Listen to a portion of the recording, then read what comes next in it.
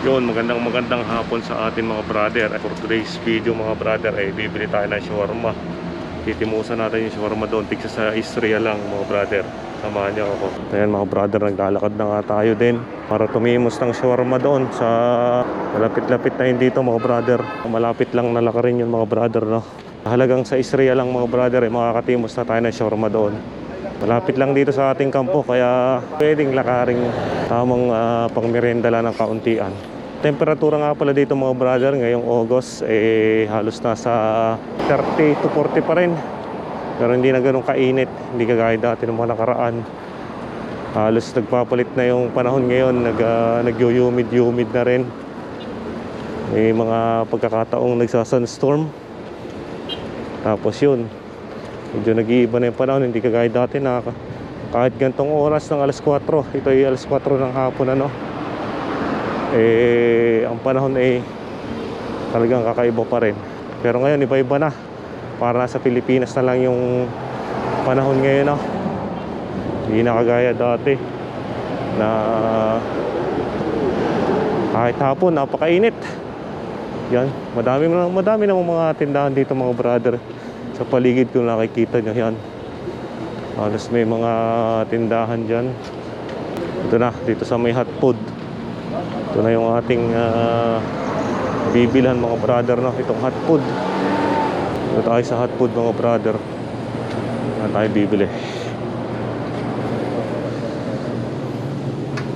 Brother, small shawarma. Small or Small. small? 6. No spicy. Mga brother, pine-prepare na. Talagang 6 real lang yung mga brother. Yun, at ito na mga brother, nabili na nga natin itong ating shawarma sa halagang 6 real mga brother. Maliit lang siya, pero okay na to. Solve na to sa mga merindahan. Papakita ko sa inyo mamaya mga brother. Ito 6 real lang, malaki na kumpara dyan sa atin na 70 to 80 yung presyo, pero ang liit.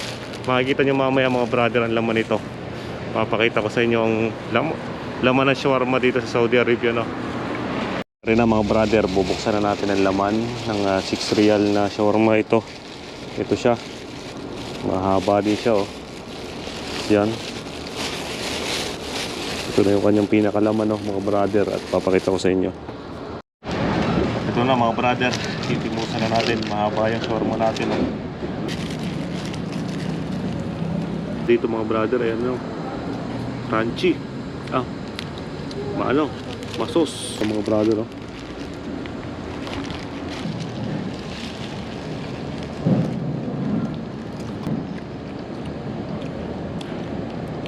pag nga dito ka sa Saudi, kahit sa tabi-tabi lang, okay na kumain.